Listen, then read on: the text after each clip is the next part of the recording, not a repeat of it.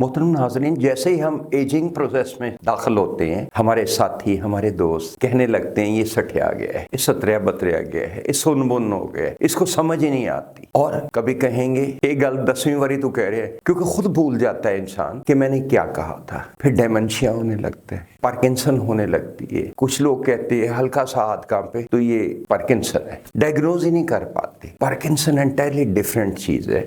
हमारे न्यूरॉन्स जो दिमाग में बहुत ज्यादा है, हमारी पूरी बॉडी को रूल कर, बहुत कैपेसिटी रखते हैं, उन सब में उस वक्त डैमेज होने लगता है जब उनको ये सांस की नालियां, ये ऑक्सीजन की नालियां, ये जिस जगह से ब्लड सर्कुलेशन होती है हमारी, उधर से कम ऑक्सीजन जाती है तो वो डैमेज होने लगते हैं न्यूरॉन्स। और न्यूरॉन्स अगर डैमेज हो जाए तो अनलाइक अदर सेल्स, इनकी रीग्रोथ नहीं होती, इनकी रिपेयर नहीं होती, इनका दोबारा अलाइव होना मुमकिन नहीं होता। लेकिन पार्किंसन जरूरी नहीं दिमाग से ही आए। ये तो बुढ़ापे में जब मसल्स कमजोर होते हैं, जब यहाँ से खून नहीं आता C6 से, तो उस सूरत में भी ये हमारे पास कई मरीज ऐसे आते हैं जो कि हल्का सा हाथ कांपते हैं, पे कहते हैं जी पार्किंसन है। मैं उनको कहता हूँ कि रेस्ट एश्योर कि तुम्हारे दिमाग को डैमेज नहीं हुआ, ये ब्लड सर्कुलेशन का मामला है और यहाँ पे पार्किंसन नहीं है, ये आपकी बाजों में सबलक्सेशन है गर्दन से, जहाँ से दबाव है, कंप्रेशन है ऑन द नर्व्स, जिसकी वजह से ये सिकुड़ने का अमल शुरू हो जाता है। कभी कार्पल टनल सिंड्रोम हो जाता है, ये नर्व सिकुड़ने लगती हैं, यहाँ से अकड़ने लगती हैं। ये सारी चीजें बुढ़ापा नहीं। और ये दिमाग को जो ऑक्सीजन नहीं जाती, इसका भी दावा है कि ये तादेर, ये जो एजिंग के असरात हैं ये कम हो जाए। और वो इस तरह से है कि ये आपके सर की तरफ जो हाफजा कमजोर होता है, बार बार दोहराने की आदत पड़ती है, ये जैसा कि आप चार्ट पे देख रहे हैं, ये C1 C2 से आता है। ऑक्सीजन यहाँ से दिमाग को आने लगती है। उठते बैठते कहते हैं कि जरा